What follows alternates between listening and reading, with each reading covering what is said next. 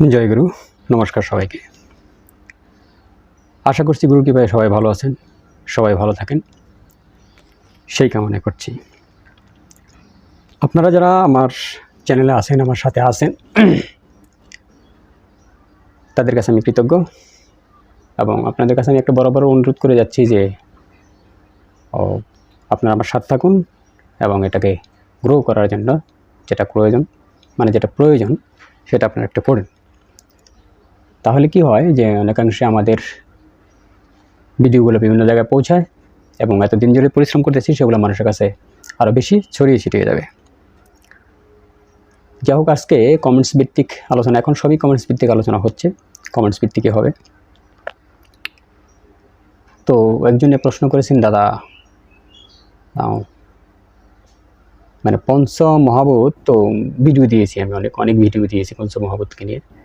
যে কোনো একটা চক্রকে যদি সাধনা করতে যাই তাহলে বেসিক্যালি আমার ওই ওই চক্রের উপর আমার কি করা প্রয়োজন।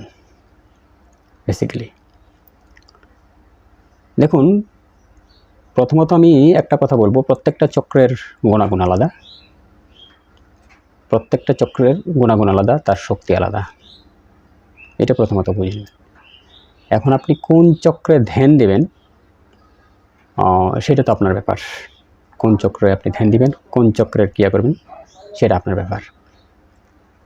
তো বেসিক আপনার যে জিনিসটা করতে হবে, আমি ধরেন পঞ্চমহাভূত, আমাদের হাতেও কিন্তু পঞ্চমহাভূত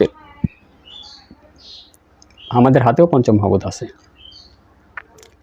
সেটা কি? ধরুন আমার এই বৃদ্ধাঙ্গুলি, এটা কি? অগ্নিতত্ত্ব।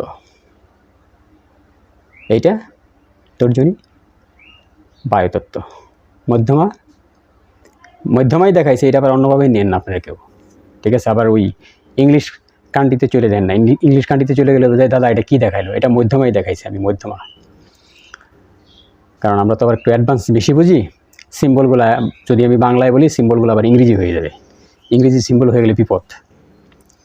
তো এই যে মধ্যমা আছে, এটা আকাশতত্ত্ব, আর অনামিকা যেটা আছে এটা পৃথিবী তত্ত্ব, কনিষ্ঠ সবার ছোট,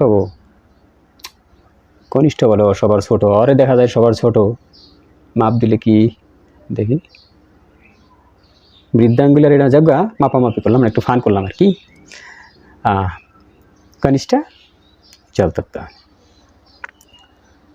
তো প্রথম আপনি যে জিনিসটা করতে হবে, এই যে পঞ্চমহাভূতের 5টা আবার মুদ্রা আছে, পঞ্চমহাভূতের 5টা মুদ্রা আছে। তো 5টা মুদ্রা আমরা কি সেটা একটু জেনে নিই। 5টা মুদ্রা, তো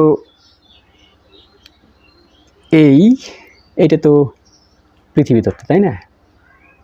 এইটা আর এই বৃদ্ধাঙ্গুলি, এই দুইটা একত্রে যদি আমরা এইভাবে টাচ করি তাহলে এটা কি হয়? পৃথিবী মুদ্রা। আমরা আজকে ভালো করে বুঝে নিই, বিশাল বিষয়গুলো আমরা ভালো করে। পৃথিবী মুদ্রা, ঠিক আছে? পৃথিবী মুদ্রা, বরুণ মুদ্রা, দেখছেন কি? বরুণ মুদ্রা, এই তো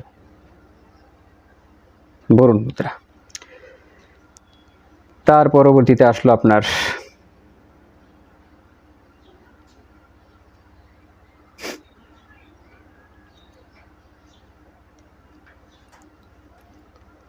বায়ু মুদ্রা।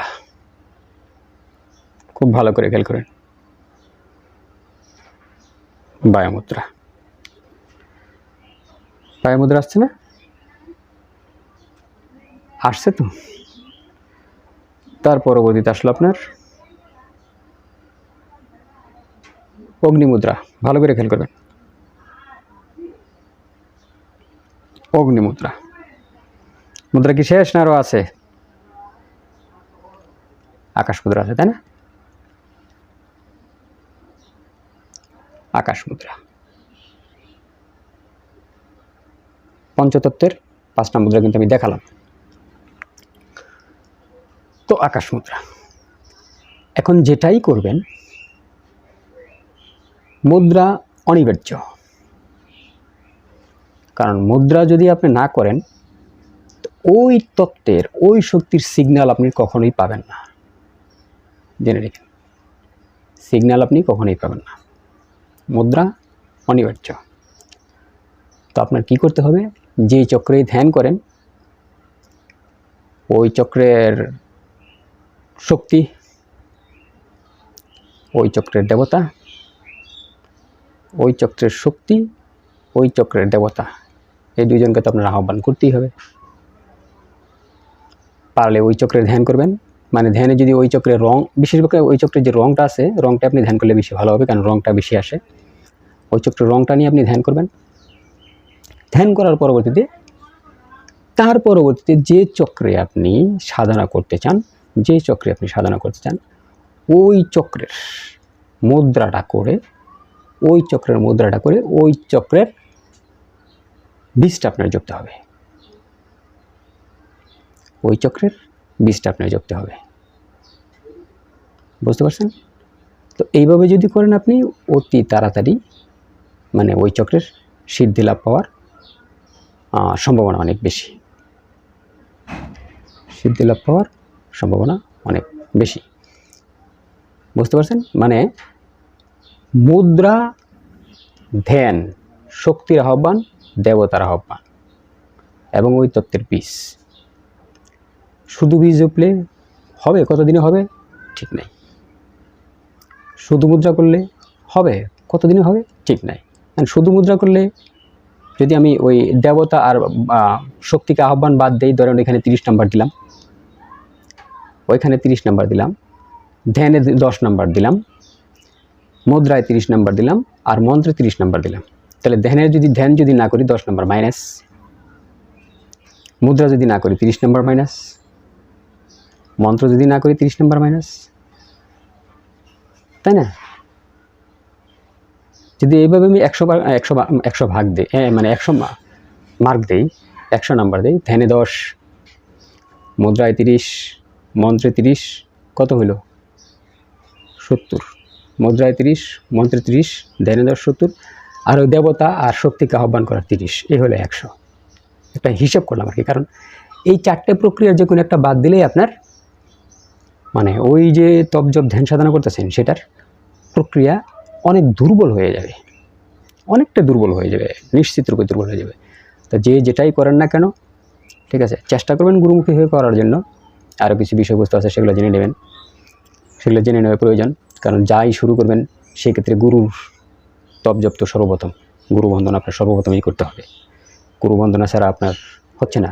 সব কিছুই গুরুকে মানে সমর্পণ করেই আপনাকে করতে হবে, ঠিক আছে?